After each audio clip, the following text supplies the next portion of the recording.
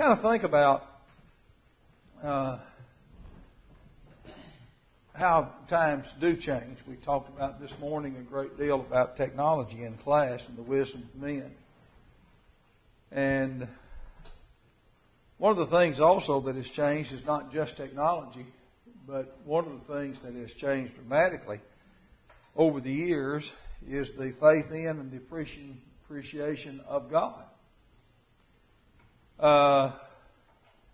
I think sometimes, and I try to remember when I was a small boy through high school, if I could ever remember meeting any person that believed or stated publicly that there was no God.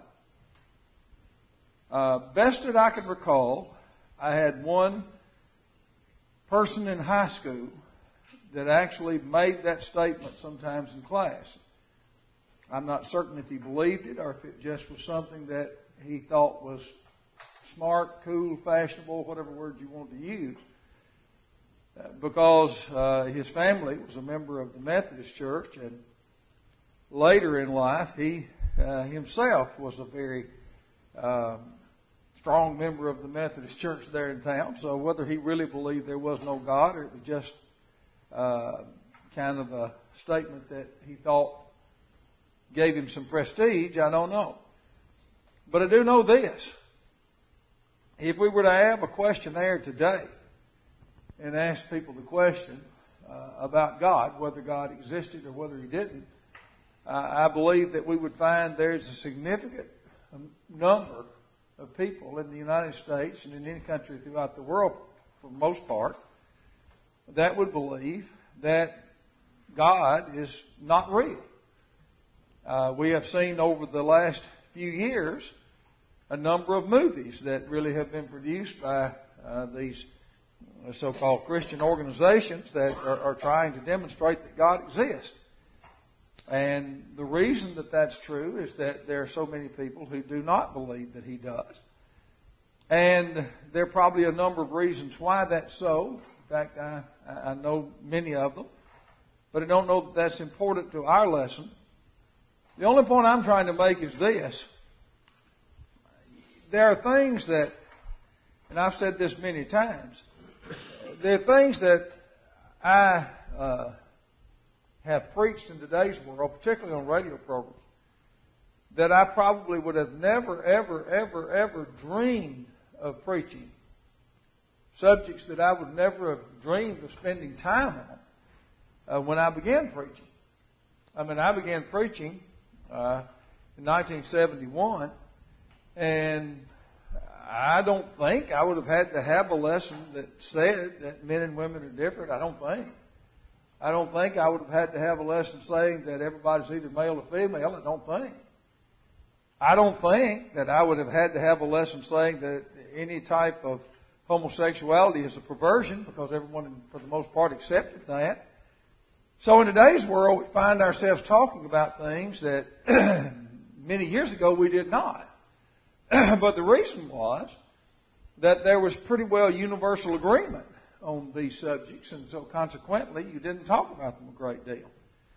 And this idea of the existence of God was another one of them. Trying to present a lesson proving that God exists would have been something completely foreign, that we would never even have really thought about that, because almost every person that we met, without exception, believed that to be true. So we didn't spend much time on that because it was considered to be something that was mutually agreed upon. And so we discussed other things. In today's world, that's a lot different. And so this song that talks about Jehovah and His reality and the fact that He exists and His power would not be something that many people in today's world would in fact agree with. I sat down and in preparing for this lesson, I'm not going in any particular direction. You know, some lessons are like building blocks that we establish one point then go to another, and this is not one of them.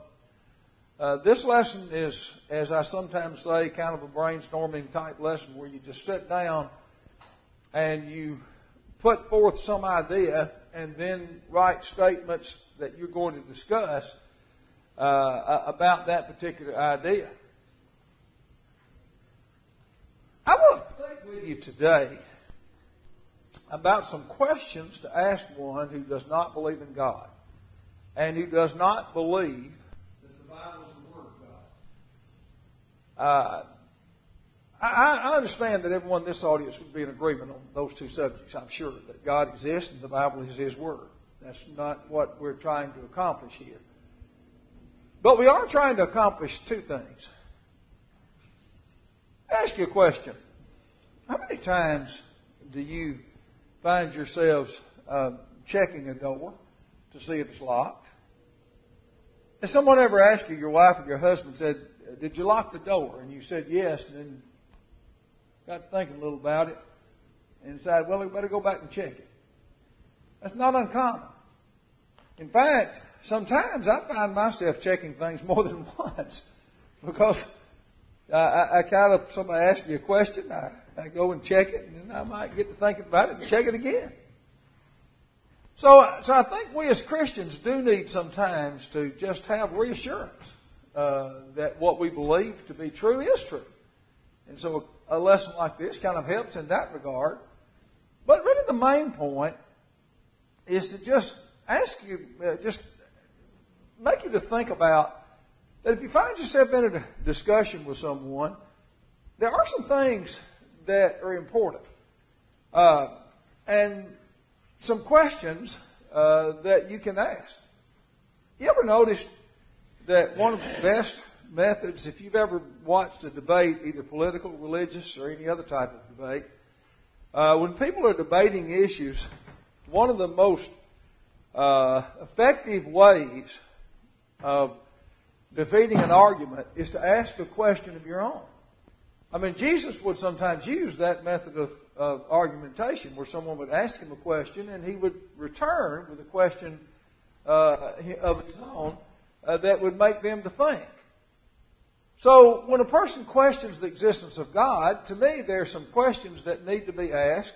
And when a person questions the reliability of the Scriptures as the inspired Word of God, there's some questions that we might ask. Now, the first one that I have is this. You do realize that the scientific community believes that the material universe is kind of like an alarm clock that has been wound up. It has a specific time certain that it cannot extend beyond. That is to say, they believe that, for lack of a better term, all matter has a shelf life. That at some point, that shelf life will run out. And that Einstein's theory basically was matter becomes energy, and when all matter becomes energy, then there won't be anything in existence anymore. That was kind of what his theory was. And most scientists believe that to be true. You hear them talking about how long the sun is going to last so that it can provide heat to the earth and all kinds of things that really have to do with this question. All matter has a shelf life. So the question comes to me would be this. Where did matter come from that makes up the universe since it's not eternal? I mean, you know, we've often said if you have to make up your mind, is matter eternal or is intelligence eternal? That would be equate to God. And you try to get people to deal with that. Well, you see, in effect, they've already dealt with that.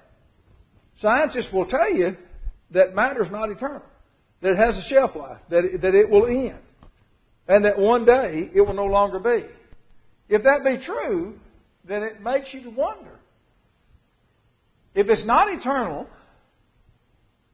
then exactly how did it get to be here? The only way you could think of it as being something that always is it would have to be something that's eternal. Well, when you look at the Bible and you're thinking about whether God exists or not, then you have a better explanation. And you would say, oh yes, the fact is that material things, matter, it does have a shelf life. It will only last for a certain period of time. There's a lot of discussion about what that period of time would be, and nobody really knows, but they just think it does have an end. Well, so if that be true, then it would mean what? It had to have a beginning. I mean, it can't have been there forever. It can't have been. It's impossible. If something has a shelf life, that if it has to have an end, then you know good and well it had a beginning. There's no other explanation. It has to have a time certain in which it came into existence, and it has to have a time certain in which it ends. Now, you hear all these big talks about the black holes and all that, but all those things suppose that matter's already there. They suppose that matter's already there, that matter's a reality. But you see, if it has a shelf life, if it's going to end one day, then it had to have a beginning. Had to have. Otherwise, it would be eternal, and they tell us it's not. So, when you think of the biblical explanation, in the beginning God created the heaven and the earth, that is all the material things that we see, with the star, moon, stars, sun, whatever, the planets. It all had a beginning. How do we know that? Because it has a time that it's going to end. If it cannot last eternally, it has to have an end. It had to have a beginning. Now, you get a person who doesn't believe in God to try to tell you where it began. Just get them to answer the question. Where did the matter come from? It's a good question. If God doesn't exist, then where did it come from? How did it get to be here? It's a legitimate question that deserves an answer. One other thing you need to think about is this. Matter cannot arrange itself into a complex, orderly form. It can't do it. There is absolutely no scientific evidence that would demonstrate that could have ever happened or will ever happen. No question about that. I mean, everybody knows that. And sometimes we could use the words of design if we want to, but I try to use these words because I think it expresses it more clearly. Matter cannot arrange itself into a complex, orderly form. Can't do it. So if you have a bunch of matter laying around and it suddenly becomes something else, and it could not do it itself, then how did it happen? Well, Genesis 1 and 2 tells you. Genesis 1 and 2 says the earth was without form and void. But it was rearranged. And it was given form. And it was given complexity. But how was that given, and who did that? Couldn't do it itself. If God doesn't exist and there's no power, no force, then exactly how was that accomplished? I believe Hebrews chapter 3 is a passage that really addresses that, perhaps as well. And those who believe that matter is here and it has a shelf life, but we don't really know when it began, they have a problem. But when they begin to think about all the complexity that we see and knowing that matter can't arrange itself, then they've also got a problem, because it had to be arranged in some manner. And you hear this statement made by the Hebrew writer. Wherefore, holy brethren, partakers of the heavenly calling, consider the apostle and high priest of our profession, Christ Jesus, who was, of course, with God in eternity, according to John 1. So you're talking about God, who was faithful to him that appointed him, as also Moses was faithful in all his house. For this man was counted worthy of more glory than Moses, inasmuch as he who hath builded the house hath more honor than the house. For every house is builded by some man, but he that built all things is God. Now you stop and think about what he's saying. How did matter get arranged in the complexity that we see it? You do realize, if you take the human body and a corn plant and an elephant and anything else you want to name, we have basically the same elements within us. I mean, we have the same elements that make us up. You just think about that. Now, how did they become what they were? They can't arrange themselves. There's a lot of difference between a man and a corn plant and an elephant, but they're made out of the same material. Exactly how was that accomplished? People need to stop. They need to ask themselves some serious questions. But of course, one of the things you see is this. Have you ever noticed that a person who doesn't have the truth doesn't want any discussion? You ever notice that? Whether you're talking about politics, science, or whatever. The person who doesn't have the truth wants no discussion. Why? Because there are no answers that they can give. And that's the problem. So when you're asking this question and you say to this person who doesn't believe in God, matter can't arrange itself. Who arranged it? It's a good question. And they need to kind of ponder that a little bit. And I think what you're going to find is that they, rather than answering, going to want to try to shut you up. Let's think about something else. I told you this doesn't follow any particular form. It's just kind of a brainstorming thing, just bringing up questions that come to my mind. We know that man has the ability to affect the world more than any other creature. There's absolutely no question. And even if you listen to the global change people, the climate change people, they tell you the same thing. Oh yeah, they say cows affect it because of manure and all that. But we humans have put them there, and that's the problem. If we just kind of leave it all alone to take care of itself, it's kind of the idea. Now, whatever you believe about global warming, whether you believe man has affected it or hasn't affected it, they believe it. They believe that man has the ability to affect the world more than any other creature. Why? We're not the biggest creature. Nowhere close. We're not the biggest creature on earth. We're not the strongest creature on earth. Nowhere close. All the things that we think of that would limit us don't. Human beings, I mean, you just stop and you think about that. For all the power that an elephant has, you don't realize that in many countries of the world, the elephant is the crane. They are the tow truck because of their strength. We don't recognize that sometimes. Well, the question comes, what is it? I think people who make this argument about human beings affecting the world more than any other creature need to kind of deal with why. We're not the biggest. We're not the strongest. In some ways, we are so limited. If you want to see the limitations, think about this. I'm sitting watching television.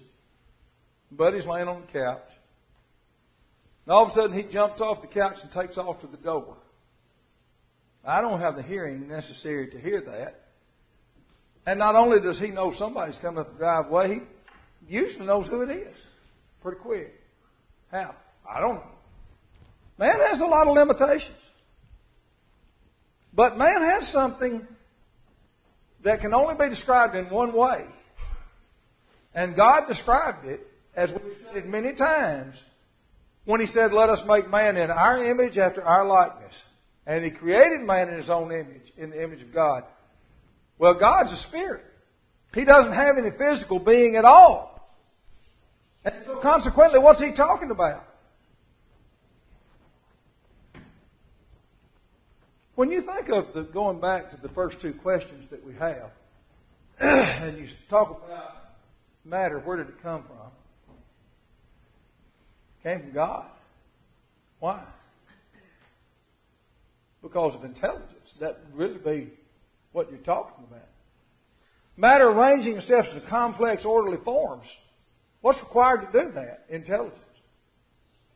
You know, if you want to have a real experiment and have people to try to answer it, do this. Go get yourself a kit from somewhere for anything you want to talk about, whatever kit it is, that's going to assemble something from a kit. And go give it to a human being and give it to what's considered to be the most intelligent animal, the closest to us, a gorilla. And come back in an hour and see which one puts it together. And you can begin to understand why and what the difference is between man and the, shall we say, lower creation. Why is it that man has the ability to have such an effect on the world in which we live more than any other creature, though it would appear from the outside that wouldn't be possible. A man has something that no other creature has. You know, I really don't particularly enjoy going to places that man has built and try to look at it and just be so awed by it. New York City didn't do much for me, and hope I never have to go back again.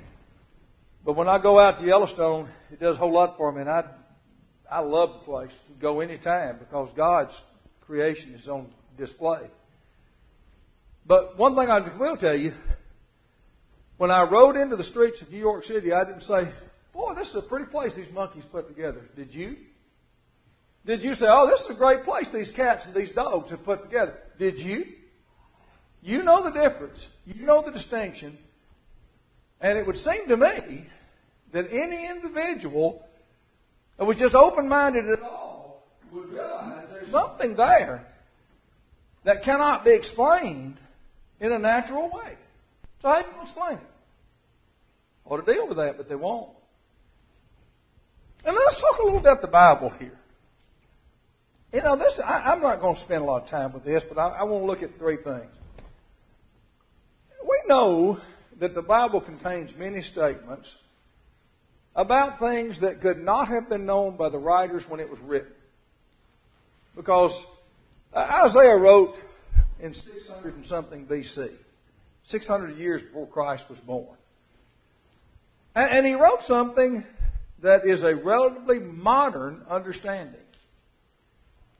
Only first began to be conceived in the 1400s, well, by some people before that, but very few, and was not universally accepted until we get a great deal later than that, and was not proven to be true until many years later than that.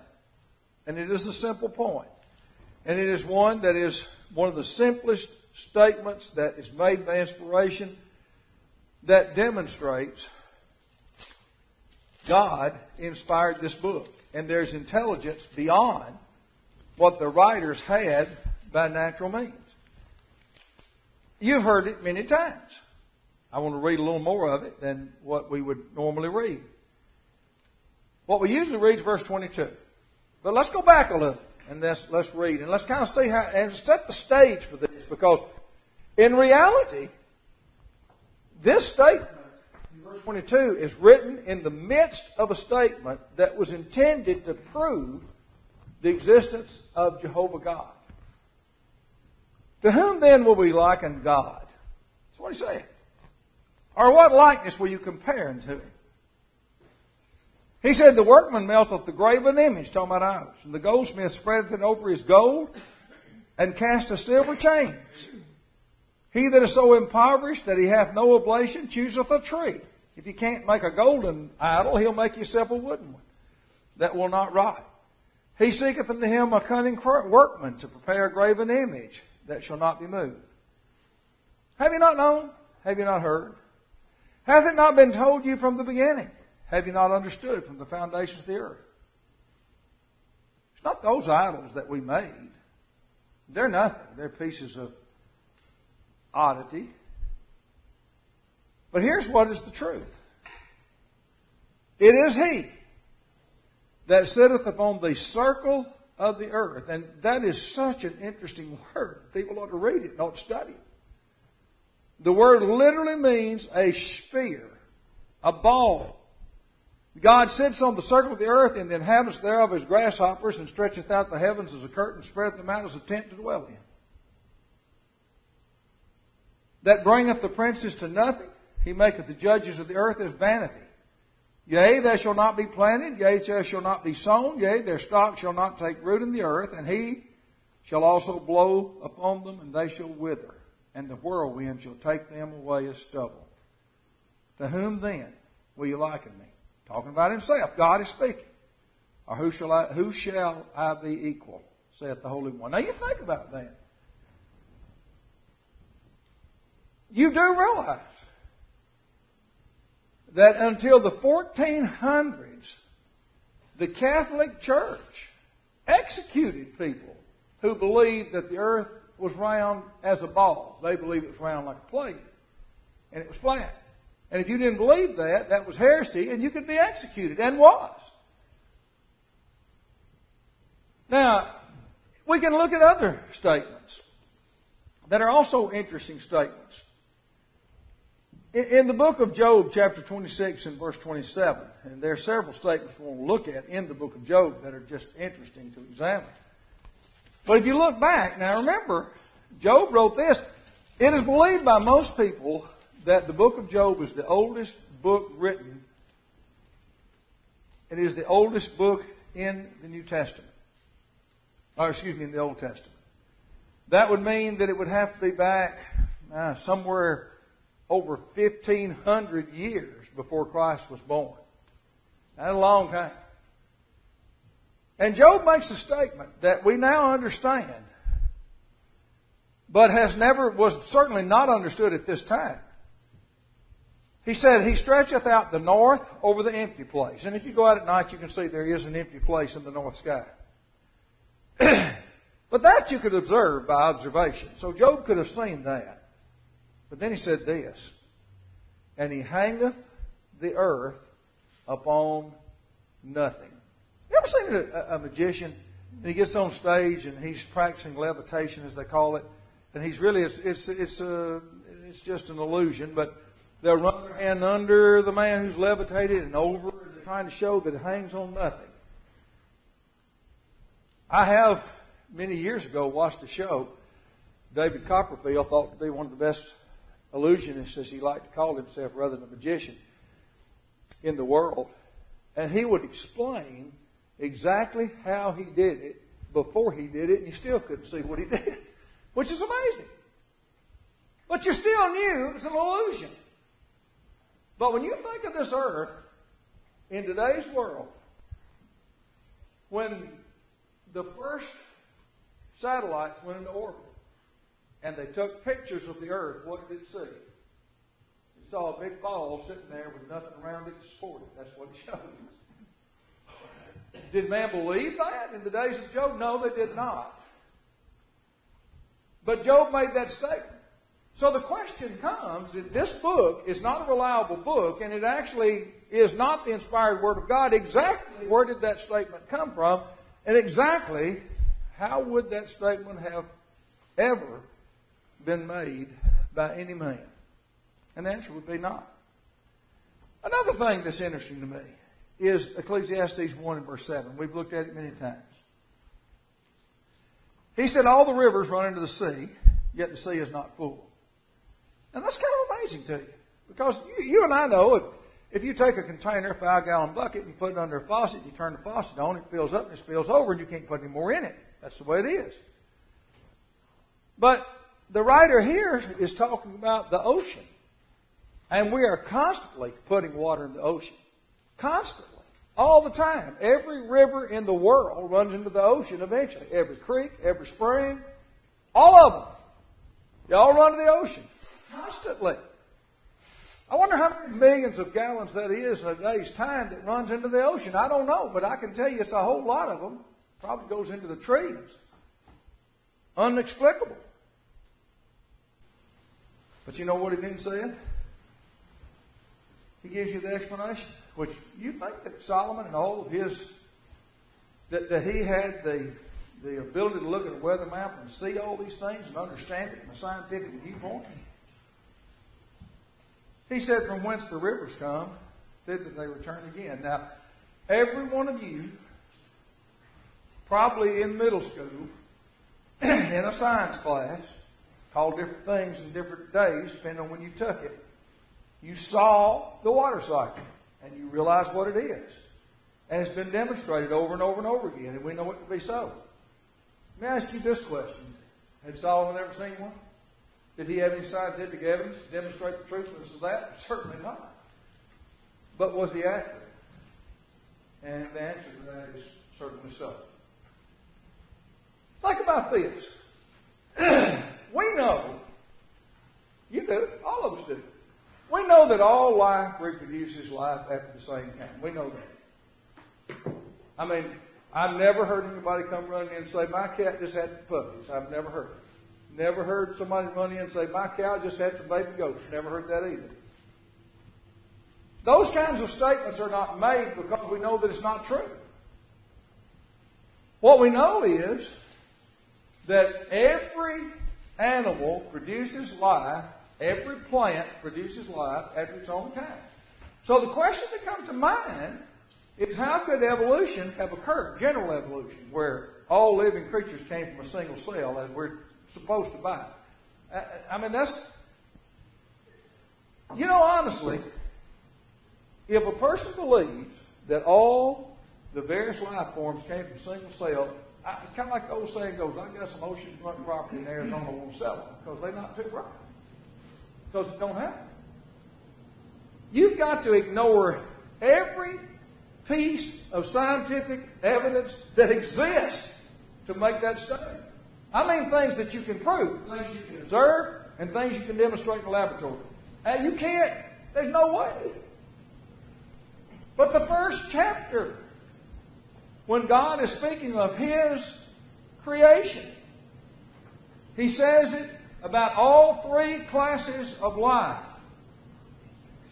Vegetation. His seed was in itself after His kind. So when you got wheat, you get wheat, you don't get corn. In verse 21, He talks about that which is in the waters, fish, and fire. Chickens, turkeys, or whatever. Every winged fowl after his kind. And when you look down to verse 25, and it talks about the mammals on the earth, God made the beasts after His kind, and they reproduce after their kind. And when He spoke to man, He said, be fruitful and be multiplied and replenish the earth. With what? Dogs and cats and monkeys? No. With human beings. Now that we know to be true. Absolutely no doubt about it. So when you have a person telling you that the evolutionary process, the thing you really need to see is, sometimes people talk about the missing link in the chain. We don't have a missing link. What we have is a missing chain. We don't have a chain. If you take any scientific demonstration, scientist meaning you can either reproduce it or you can observe it, you're going to see that that's the truth. And no question about it. And I don't understand how people have sold the whole world that bill of goods. It's become so fashionable. When there's not a single experiment that you can perform to demonstrate it, and there's not a single picture you can take of a birth to show it could happen.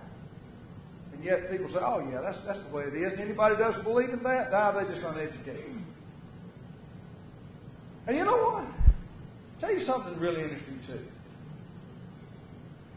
When you think about the force that holds all the planets, etc., in their orbits, you ever think about that?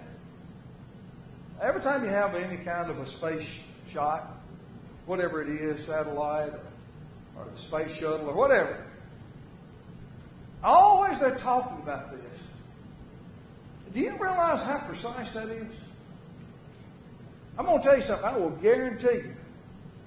I don't know, this is not a particularly expensive watch. It's a Citizen. I don't know how accurate it is. But I will guarantee you that this watch is nowhere close to as accurate as this universe is. I'll guarantee you. I mean, those people can figure it down to a millisecond. Why? And you know what's interesting about that? They can tell you what the position with the stars will be if the Earth is still standing 10 million years from now with absolute certainty, and they can tell you how far back. Why? Because the formulas are never failing. The force that holds it in place is there. Now, you could have some catastrophic event, but provided that none of those catastrophic events happen, then there's nothing ever changes. Well, when you come to that and you think about that, and you think about man, and you think about how that could be, it just becomes rather amazing to even consider. Look at what it says. Now, in Job 38, God is asking Job questions. And He asked him a question. And He's talking about the heavens and all the things within it. Canst thou bind the sweet influence of Pelagius or loose the bands of Orion? Let me ask you this question. Do we have the power to alter the orbit of the moon? I think so. I can tell you the answer to that. Do we have the power to alter the orbit of the earth that we live on? I can tell you the answer to that too. Canst thou bring forth Mazzaroth in his season, or cast a guide Arcticus? He's talking about these various forms of the stars. And then he asked a question, very direct language, that whether you understand all that or not, you understand this. Knowest thou the ordinances of heaven? Well, Job didn't. Today we do pretty much. We kind of know. We have equipment that we can kind of observe it. We know it. But let's ask another question. God kind of, I guess, realized we might catch up a little bit in knowledge, so he asked another question. Canst thou set the dominion thereof in the earth? Not just know it, but can you set it? I'm going to tell you something. I can reset this watch. I have to do that twice a year. But I can't reset the forces that hold the planets, the moon, the sun in place. I can't do it. And neither can anyone else. I mean, we can't even stop a hurricane, much less change the direction of the moon. And you know something else that's important here? I read a book. I really wished, I used to have the quote, and I haven't seen it lately. Should get it, I guess, because it's more effective when you read it, because Mark Twain's a much better storyteller than me. But there was always talk about the Mississippi River because of the earth that washes down and all the erosion that was taking place, that the river kept moving out into the Pacific, out into the Gulf of Mexico at a constant rate. And so Mark Twain said something to the effect that any fool could say in so many hundred years that Louisiana will stick out over the Gulf of Mexico like a fishing rod off of a bridge. Of course, it hadn't happened. The truth is that when you look at a map that was made back in the days of Magellan and preceding, when people first began to map the continents as they exist, and you look at a map today, you know what's remarkable about them? They don't change. And you keep hearing talk about one of these days Florida's going to be underwater. I wouldn't worry too much about it, because I'm going to tell you what God said. In this same chapter, chapter 38, verse 8, he said this: Who shut up the sea with doors when it brake forth, as it is issued out of the womb? When I made the cloud the garment thereof, and the thick darkness of it a swaddling for it, and break up for it my decreed place, and set bars and doors, and said, Hitherto shalt thou come, but no further. And here shall thy proud ways be stayed. Now there may be some changes in sand because of hurricanes, etc., but the basic structure of this earth remains exactly the same. Now, people in the days of Job didn't have any way of knowing that. And you come on down to the days of Solomon, and Solomon said there, concerning the same thing, doth not wisdom cry and understanding put forth her voice? But here's the fact. The truth is that we don't have that ability. You know, we talk about what we know, but in truth, we know very little. You know, when you stop and you think, one of the problems that we have in today's world is that we have people who don't believe in God. I think I had one more point before we closed up. It's probably gone. But the point's this. Have you ever heard someone say, when you think about the justice system in the United States, just think for a moment. We don't like the system sometimes. We say, well, you know, that you're innocent until proven guilty. But you know the reason why that's true? You ever heard somebody say, well, you just proved you're not guilty? You do realize from a scientific position you cannot prove a negative. You can't do it. You can prove a positive, but you can't prove a negative. That you can't do. So when you have these people crying out to us and say, God doesn't exist, Prove it. Well, I've got some pretty obvious evidence that demonstrates he does. But here's their objection. They just discount that. And they're trying to prove he doesn't exist. You know what they have to do and need to do is offer an alternative. You know, I'd like to hear an explanation from a modern day scientist to tell me if God doesn't exist, why and what holds the planets in their orbits. I'd like to know the answer to that. If God's not the answer, I'd like to know what the answer is.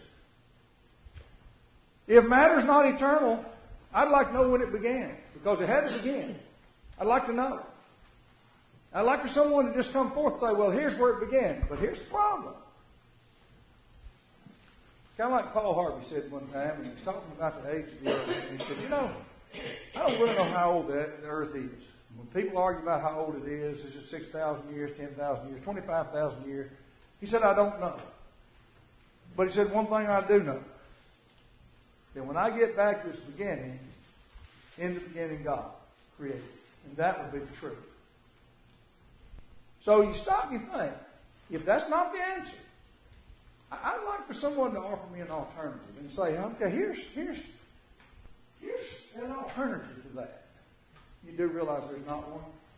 Because whatever you call the alternative, you know what it's going to be? It's going to be God. That's what it's going to be. It's interesting to think about that. Hopefully, I don't do this very often. Something that really interests me, and I read a lot about it. Really interested in hearing discussions of it. Don't preach about it much, but sometimes we just need to have our faith kind of strengthened and say, hey, people can call us foolish. We talked about it in class this morning. They can tell us how ridiculous it is. Just ask them for an explanation. Okay, you don't like my explanation. You don't like what the Bible says. Give me an explanation. And you know what they come up with? You had an explosion. But the problem is, to have an explosion, matter has to exist. So where did it come from? Any way you slice it, we really need to demand of people that they tell us what the alternative is. We've not talked about the first principles of the gospel, but obviously if God exists and He's eternal and His Word is the inspired Word that we call the Bible, we need to be obedient to it, and certainly give you the opportunity to do that as together we stand as we sing.